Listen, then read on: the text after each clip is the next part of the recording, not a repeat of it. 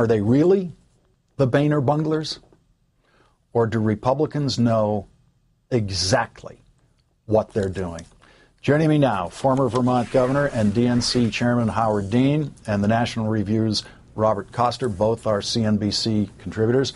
Governor Dean, I don't like stupidity or evil or incompetence as explanations for why people in Washington do what they do. I think in your experience and mine, most of them are pretty smart about how they're making their choices most of the time. And when I try to find the reason in what I'm looking at here, it seems to me that this new Republican Party no longer wants an imperial presidency. They want the power to be in whatever part of that government they can control. Well, I look at it somewhat differently. I was on a talk show this morning with a Tea Party candidate who's going to run against Pete Sessions, who's one of the most conservative Republicans from Texas. And her point of view was basically that this ought not to be. She actually said the United States is not really a democracy. It's a representative republic or something like that.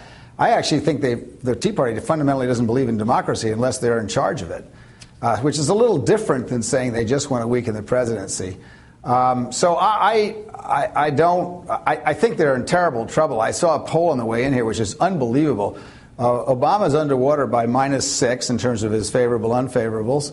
The Democratic Congress is under by -9. The Republicans in Congress are under by -44.